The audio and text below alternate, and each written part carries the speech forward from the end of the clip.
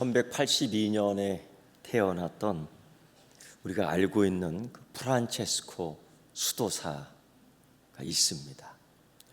이 사람이 유명한 기도문을 하나 썼지요. 아마 알고 계실 거예요. 평화의 기도, 평화의 기도라는 걸 썼습니다. 그리고 이뿐 아니라 이 사람이 유명한 말도 좀 했습니다. 깜짝 놀란 것은 자기를 이렇게 표현했습니다. 내 몸이 당나귀 같다라는 거예요. 내 몸이 당나귀 같다. 당나귀 하면 딱 생각나는 게 뭐냐면 제멋대로 하거든요. 뒷발질하고 그냥 머리 흔들어 대고 그 웬만하면 끌지 않으면 끌려가지 않아요. 그러니까 훈련받지 않으면 제어당하지 않으면 제멋대로 산다는 거죠. 그러니까 수도사였던 프란체스코가 항상 하나님 서실 때 자기가 그런 존재다라는 것을 깨닫게 되는 거죠. 나름대로 생각을 가지고 행동하거든요. 이게 가장 크게 문제가 되는 거죠. 마치 말을 연단시키는, 말을 훈련시키는 기수와 이 말이 서로 연합을 잘해서 완전한 파트너십을 이루어서 막 달립니다. 이게 일치가 돼야지 달릴 수 있는 거죠. 제멋대로 하면은 오른쪽으로 가든 왼쪽으로 가든 때로는 막 달리다가 말이 갑자기 딱 쓰니까 기수가 그냥 확 공중으로 날아가더라고요. 이건 일치가 안 되는 거예요. 그러니까 이 프란체스카가 그렇게 얘기하는 거야. 내가 이게 망아지 같다, 망아지 같다. 근데 왜 이런 얘기를 했냐면요, 성령님과 우리의 관계가 그런 관계입니다. 우리가 성령님으로부터 성삼위 하나님께 우리 훈련받지 아니하면, 인도함 받지 아니하면은 이 사람의 몸이 소망과 기대를 인식하지 못해요. 그냥 자기 멋대로 하는 겁니다. 그러니까 순종을 모르는 거죠. 내 안에 성령님이 있지만은 순종하지 않아요. 그래서 항상 곁길로 가는 거예요. 그래서 이 프란체스코 수도사는 그런 의미에서 얘기하는 겁니다. 내가 성령님과 파트너십을 잘 가져야 되겠다. 이게 뭐냐? 순종이라는 겁니다. 그래야지 앞으로 달릴 수 있다라는 얘기를 해주고 있는 겁니다. 오늘 이 데살로니가 전서, 오늘 우리가 읽은 이 본문은 2000년 전에, 무려 2000년 전에 사도 바울이 이 데살로니가 교회 성도들에게 쓴 편지입니다. 성령의 감동이 되어서 그 상황에 맞게끔 편지를 썼는데, 그 상황이 2000년 전의 그 상황이 오늘 이 시대의 상황하고 그렇게 크게 다르지 않다는 것에 대해서 또 깜짝 놀랄 만한 일입니다. 사도 바울은 정말 갓난아기 같은 이 데살로니가 교회에 직면한 실제적인 문제들이 뭔지를 알았어요. 그게 뭐냐면요, 그 시대의 근본적인 실질적인 문제가 성에 대한 겁니다. 이게 요즘에 얼마나 큰 이슈인지 몰라요. 제멋대로 즐기겠다는 거거든요. 이게 하나님을 아는 지식이 없는 이 데살로니가 지역 사람들이 그 정도였습니다. 그러니까 우리는 하나님의 아는 지식이 있으니까 우리는 이 성에 대해서 바르게 알고 살아야 되는 거예요. 그 얘기를 합니다, 사도 바울이. 오늘 예배 드리기 위해서 기도해야 됩니다, 예배 드리기 위해서 말씀 충만해야 됩니다, 그런 얘기 안 해요.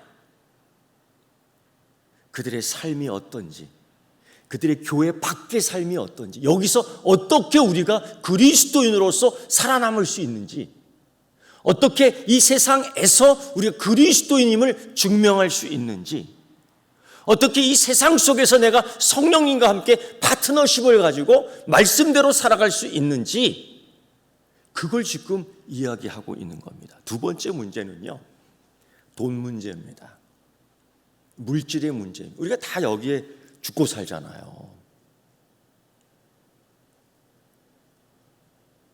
이것 때문에 믿음도 뒤로 해버리지는 않는데 뒤로 해버리거든요. 1순위가 물질이에요. 그리고 저 뒤에다 갖다 놓는 건 믿음이죠. 이런 경우가 있습니다. 이 데살로니가 지역 교회에서도 이런 문제가 발생했어요. 또 하나 문제는요, 죽음입니다. 그 문화와 취미와 유행에 우리가 벗어나지 못해요. 죽음에 대해서 걱정하면서 건강해지려고 하고, 죽음에 걱정하면서 더 즐기려고 하고, 죽음에 걱정되니까 살아있을 때 잘 놀고 잘 먹자는 생각이 아주 팽. 그러니까 뭐냐면 이게 정욕대로 살겠다는 겁니다. 이게 한 가지의 문제가 아니라 다 섞여 있는 거예요. 그래서 사도 바울은 이 데살로니가 교인들이 일상생활에서 살아갈 때 이런 문제하고 계속 부닥칠 텐데, 도전받을 텐데 어떻게 살 수 있을까 하면서 해주는 말씀이 오늘 4장에 있는 말씀이에요. 그래서 가장 근본적인 것, 너희는 하나님을 기쁘시게 하는 존재다라는 거죠. 하나님의 자녀의 첫 번째 사명은 뭐냐? 하나님을 기쁘시게 하는 겁니다. 어떤 이들은 이렇습니다. 내가 과연 하나님을 기쁘게 할 수 있을까? 아무리 최선을 다해도 하나님이 그런 것 갖고 만족하실까? 이런 자꾸 질문을 합니다. 또 어떤 사람은 그래요. 우리 행위로 뭘 의롭다고 할 수 있겠습니까? 그럴듯한 뭘 좀 아는 것 같이 얘기하는데, 우리의 행위가 우리의 구원을 이룰 수 있다라는 그런 개념이 아니고, 우리 삶 속에서 얼마나 하나님 말씀 따라 살아가느냐, 그게 하나님을 기쁘시게 하는 겁니다. 그 이야기를 하는 거예요. 어떤 사람은 자라면서 그 부모나 또 선생님을 기쁘시게 한 경험이 없는 것 같아. 그러니까 남을 기쁘게 한다라는 개념 자체가 없어요. 그러니까 하나님을 기쁘시게 한다는 개념이 없는 거예요. 그냥 내 만족하면 돼. 이런 식으로 인생을 사는 경우도 있더라고요. 그런데 사도 바울은 이야기하는 거예요. 너희 안에 성령님이 계시지 않느냐. 너희 안에 성령님을, 하나님, 성부 하나님께서 왜 우리 안에 성령님을 주셨겠어요? 성부 하나님이 왜 우리 안에, 내 안에 왜 하나님의 DNA를 주셨겠어요? 닮아가라는 거죠. 그런데 이 닮아가는 거는 연습이 있는 겁니다. 이거를 사도 바울은 경건의 훈련이라고 얘기해요. 이게 없으면 안 돼요. 그럼 이 경건의 훈련이 실제의 삶 속에서 어떻게 나타나야 되느냐? 사도 바울은 이렇게 표현해요. 걸으라. 그의 편지를 읽다 보면은 하나님 말씀대로 살자, 이 표현을 어떻게 하냐면 걸어가라. 걸어가라. 헬라어 말로 페리파타오라고 하는데 이 걷는 겁니다. 이 데살로니가 교회 이 오늘 읽은 말씀에 3번씩 이 이야기를 반복하는데 왜 그러냐면요, 살아있는 사람만 걸을 수 있기 때문이에요. 너희가 죄에 대하여 죽었고 이제 의에 대하여 살아있는 존재라는 걸 분명히 하고 싶어. 그래서 너희가 살아 움직이는 존재라는 것, 하나님에 대하여 살아있는 존재라는 것을 계속 이야기하고 있어요. 그래서 걸어야 된다. 두 번째는요, 스스로 우리가 데살로니가 교회는 갓난아이라고 생각합니다. 그런데 갓난아이가 영원히 갓난아기 포대기에 쌓이는 갓난아기로만 존재합니까? 아니라고요. 자라납니다. 그러니 이제 걸어야 된다. 이제 성장했으니까 걸어야만 된다. 누워있으면 장애가 있는 거예요. 누워만 있으면 죽은 겁니다. 그러니까 살아있는 데살로니가 교회, 아기이지만은 걸어가 보여주라는 거예요. 교회에서 걷는 게 아니라 세상 속에서 걷는 겁니다. 이 이야기를 하고 있는 거예요. 세 번째는요, 이 데살로니가 지역의 사람들은 권력에 붙들려 있고 귀신에 붙들려 있고 문화에 붙들려 있고 전역에 붙들려 있고 욕망에 붙들려 있고 이게 살다 보면 그렇게 되는 것 같습니다. 집착한다고 그러죠. 어쨌든 중독되어 있다라고 얘기하죠. 근데 우리가 좀 더 이런 데서 자유할 필요가 있어요. 사도 바울은 대신 이렇게 말씀에 붙들려. 사도행전에서 그는 그렇게 얘기하더라고요. 말씀에 붙들려 있느냐. 이 붙들려 있는 게 항상 많은데 이런 거 말고 이런 것에서 자유하고 오히려 말씀에 붙들려 있느냐.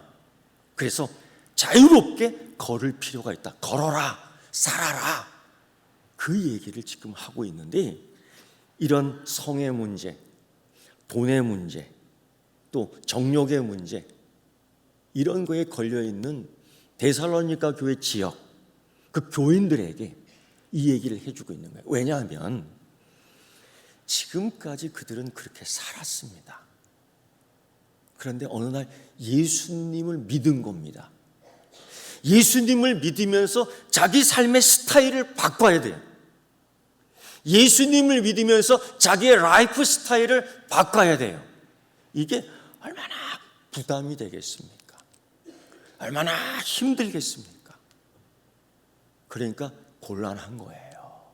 물론 잘 믿으라고 애를 쓰고 잘 믿으려고 지금까지 해왔지만은 이 주변 상황과 경험으로 봤을 때에 곧 쓰러질 수도 있어. 쓰러지는 사람이 있습니다. 뒤로 물러가는 사람이 있습니다. 상처받는 사람이 있습니다. 실족하는 사람이 있습니다. 있어요. 왜 없어? 있지요. 그걸 안 사도 바울은 권면하는 거예요. 하나님께 기쁘게 하자. 이제 우리의 인생은 나를 기쁘게 하는 게 아니라 하나님을 기쁘게 하는 인생이 돼야 돼. 그래서 오늘 세 가지를 이야기해 줍니다. 그게 첫째가 뭐냐? 거룩하게 행하라. 우리가 자주 듣는 이야기가 뭐냐면 거룩입니다. 근데 이 거룩을 그냥 단순히 도덕적인 요구에 그냥 이렇게 맞춰가는 분위기 그런 게 아니라 그걸 뛰어넘어서 이 거룩함은 성도의 거룩함은 그리스도인의 거룩함은 데살로니가 교회 교인의 이 거룩함은 굉장히 적극적인 겁니다. 이 거룩함과 관계된 중요한 것은 성경에서도 마찬가지고 오늘 말씀 속에도 마찬가지고 우리 시대에도 마찬가지고 우리 그리스도인들이 거룩함을 표현하는 데 있어서는 뭐와 관련되느냐? 이 몸과 관련되어 있는 겁니다. 이건 생각으로, 관념으로, 의식으로, 예배로 거룩함을 창조하고 주관하고 만들어내는 것이 아니라 우리가 이 세상 밖에서 살아갈 때 이 몸으로 표현하는 것인데 이게 뭐와 관계 있느냐?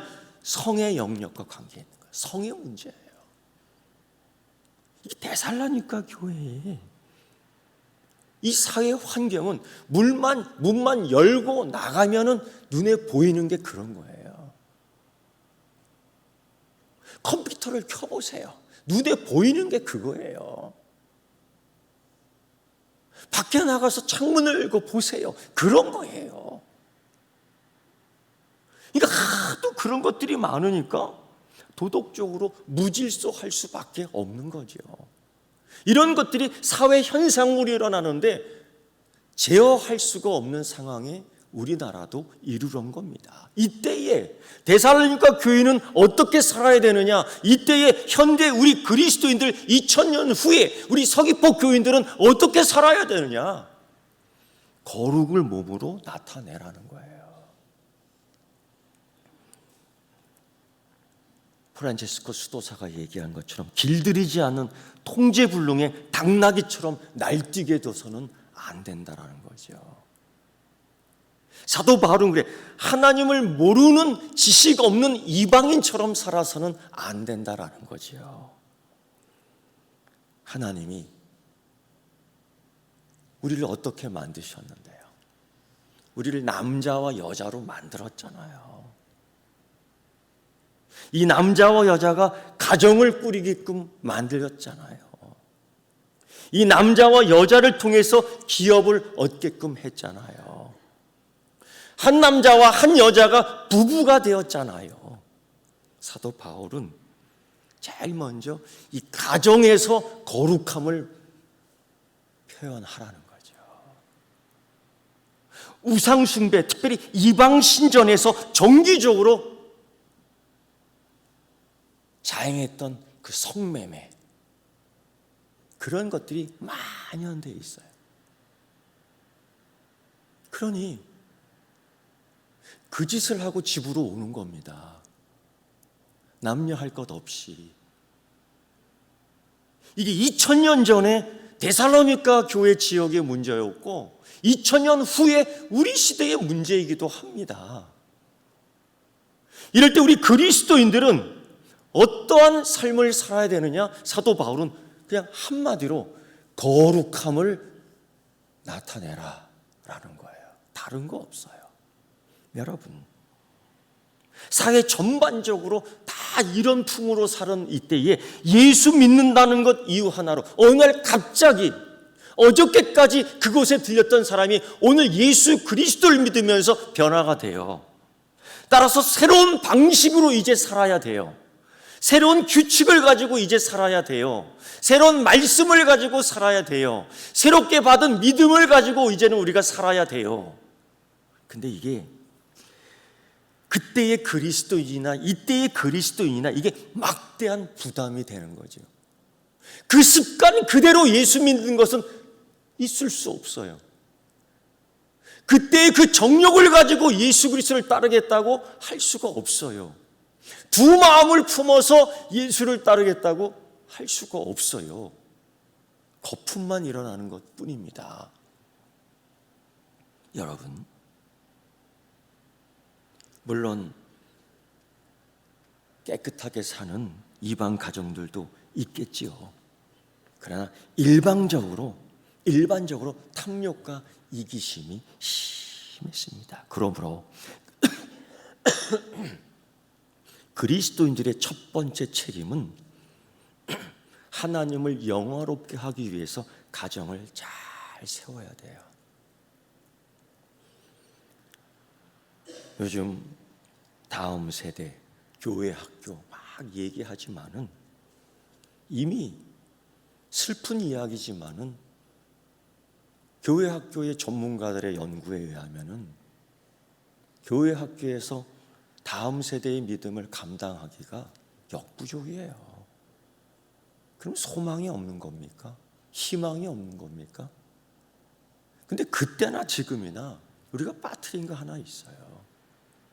가정에서 믿음의 연속, 가정에서 믿음의 계보, 가정에서 믿음의 훈련이 이루어져야 됩니다.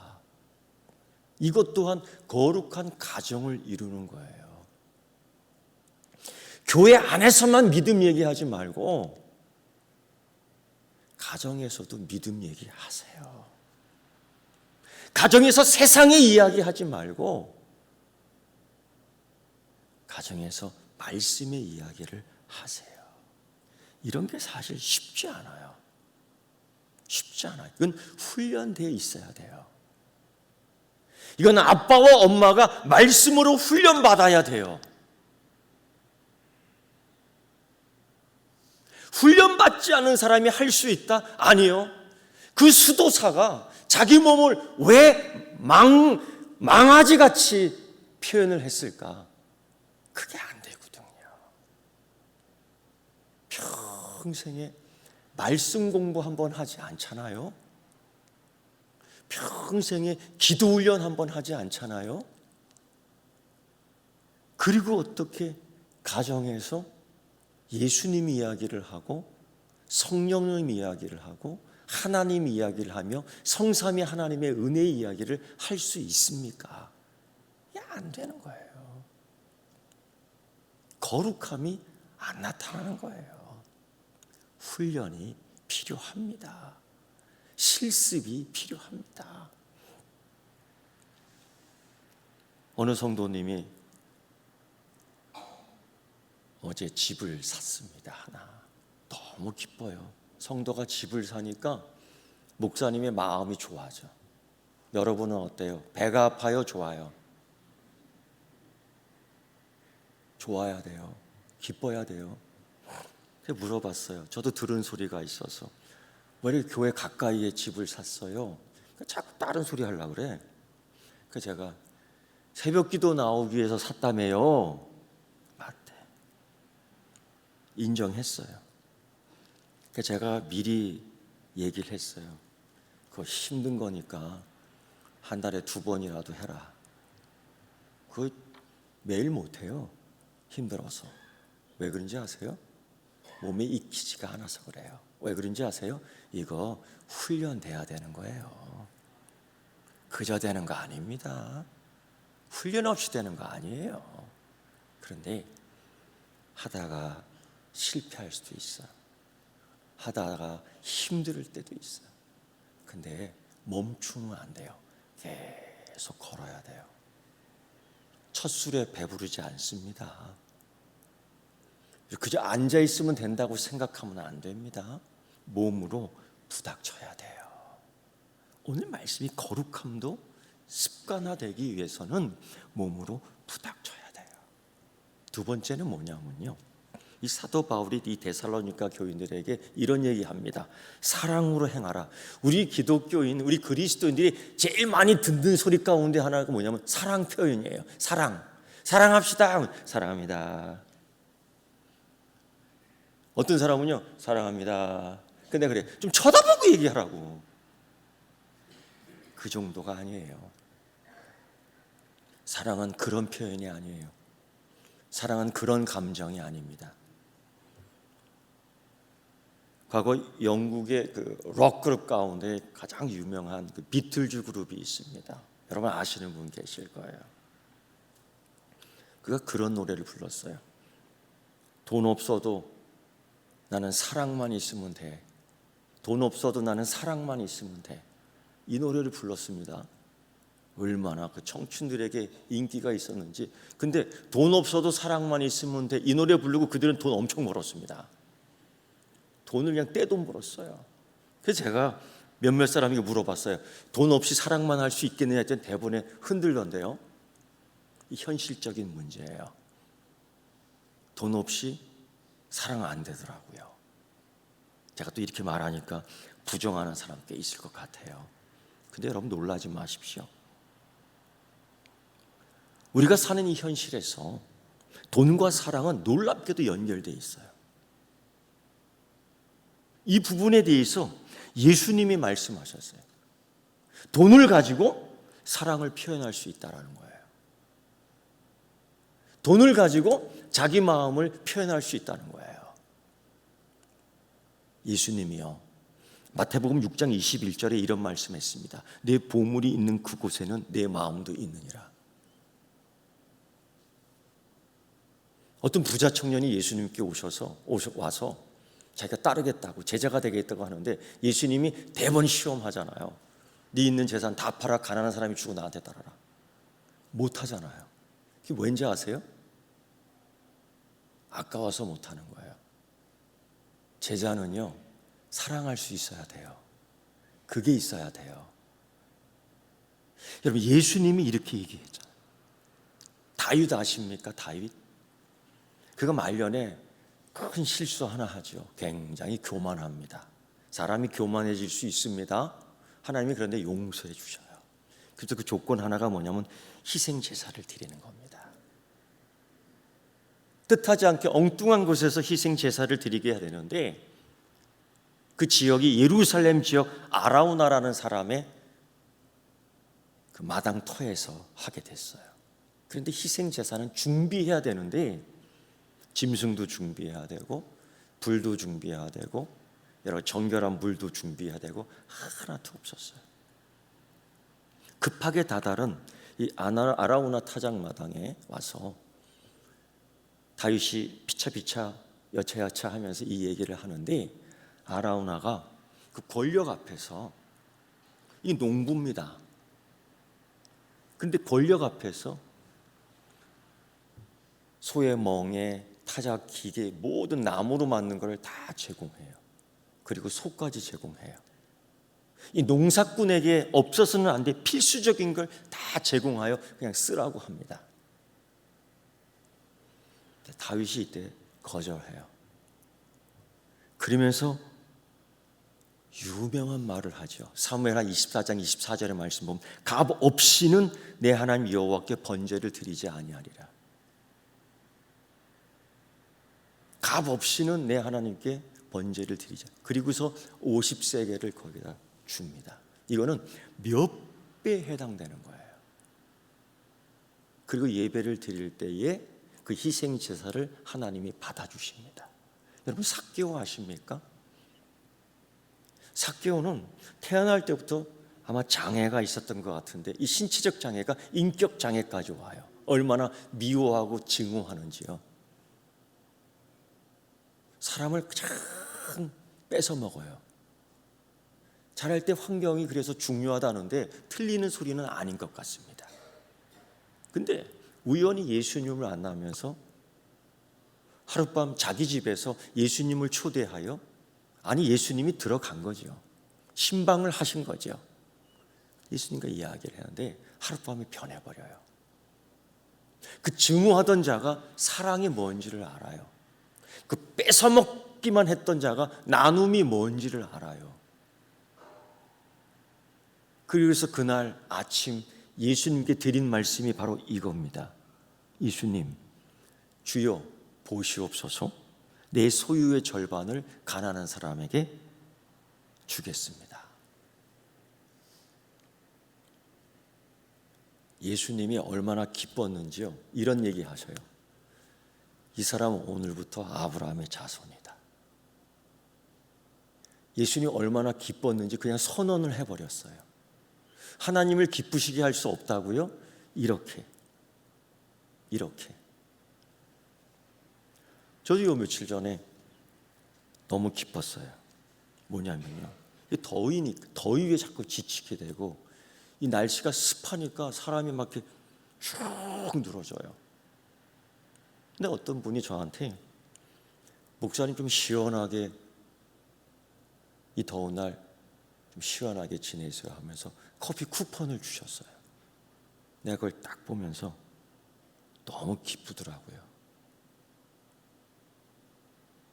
그래서 사람이 이걸 내가 기쁘다, 나도 좀 기쁘게 할 수 있겠구나 하면서 무슨 고시를 보는 학생이 하나 있어요. 고시를 보는 학생이 있어요. 그게 어렵죠. 맨날 그 독서실 그 구석에서 맨날 이러니까 엉덩이에 땀띠 나고 밥맛이 있겠어요. 그래서 저도 내가 기쁜데 뭐 그 사람도 기쁠 것 같아. 그래서 나도 커피 쿠폰을 딱 보내줬어요. 당 땡길 때 달달하게 당까지 같이 먹으면서 해보라고요. 들리는 소식에 의해서는 굉장히 큰 용기를 얻었다고 해요. 내가 뭐 그렇게 죽도록 사랑하는 사람은 아니지만은 한번 해봤어요. 사도 바울은 이 데살로니가 교회 교인들이 그걸 잘했다라는 거죠.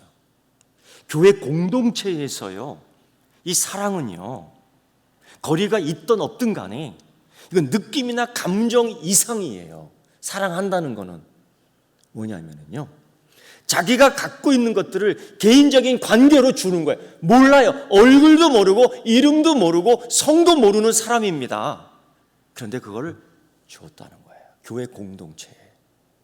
사실 초기 교회 공동체는 이렇게 해서 살아남았습니다. 이렇게 해서 살았습니다. 예루살렘 교회 공동체도 이 이방 교회가 성금을 주셔서 살아갈 수 있었던 거예요. 그 가뭄에, 극심한 가뭄에 다 죽어 굶어 없어져 교회가 사라질 지경에 있어서도 이 헌금을 갖고 그들이 살 수 있었던 거였어요. 이게 사랑입니다. 이거를 이 사도 바울은 지금 너희가 그때도 잘했는데 지금 더 잘하자. 이게 예수 그리스도 오실 때까지 우리가 해야 될 사명이며 하나님을 기쁘시게 하는 것 가운데 하나라는 겁니다.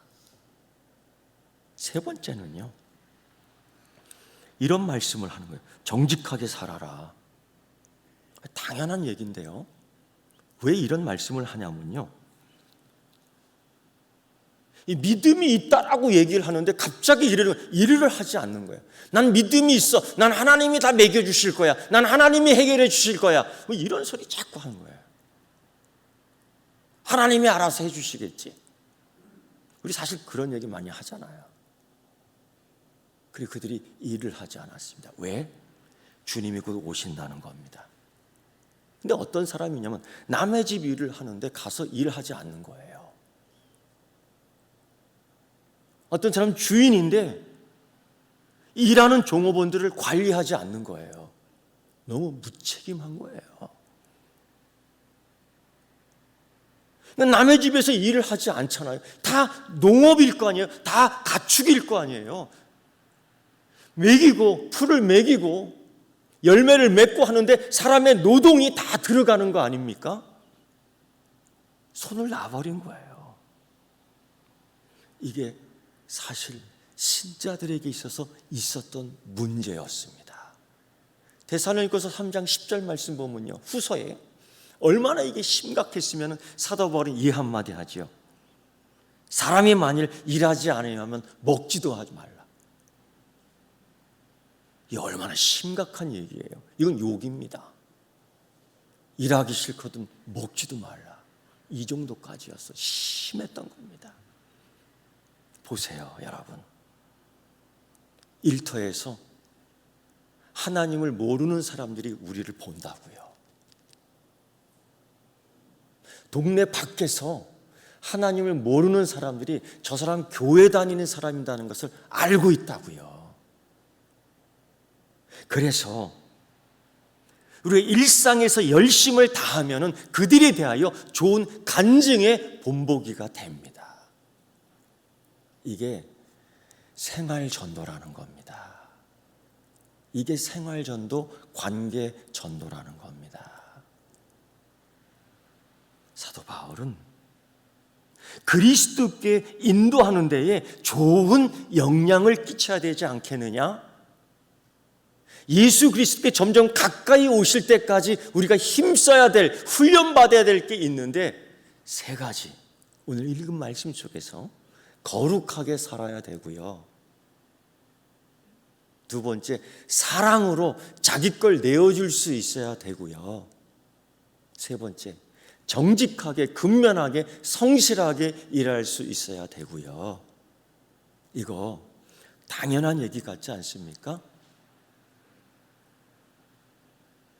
사도 바울은 이 데살로니가 교회에게 이걸 얘기하는데 놀랍게도 2000년 후 우리에게도 똑같이 적용되는 말씀이에요.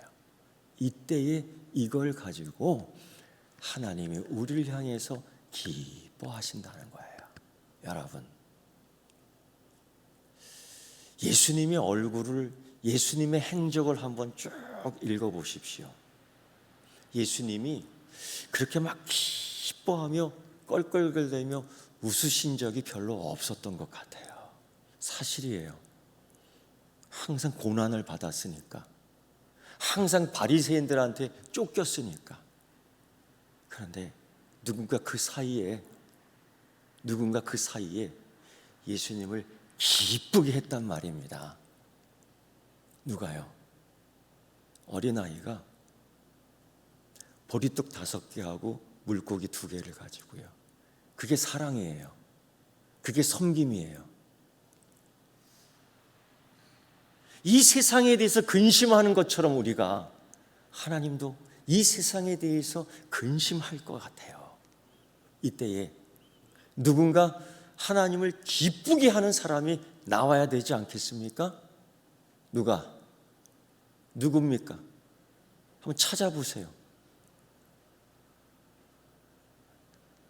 한번 따라해 보겠습니까? 제가 하겠습니다. 아니, 제가 하라는 게 아니라 제가 하겠습니다. 그래서 내가 이렇게 하라는 거예요. 그럴 때 하나님이 나를 향해서 박수 쳐주며 기뻐하는 모습을 확인하는 여러분 되기를 축원합니다. 기도하겠습니다. 하나님 아버지, 주님 오실 때까지 무엇을 할까요? 내가 하나님을 어떻게 기쁘게 할 수 있겠습니까? 내가 할 만한 하나님께 얼마나 기쁘게 할 수 있겠습니까? 오늘 말씀을 보며 훈련하게 하시고 실천하게 하셔서 하나님을 기쁘게 하는 주의 자녀 되게 하여 주시옵소서. 예수님의 이름으로 기도드리옵나이다. 아멘.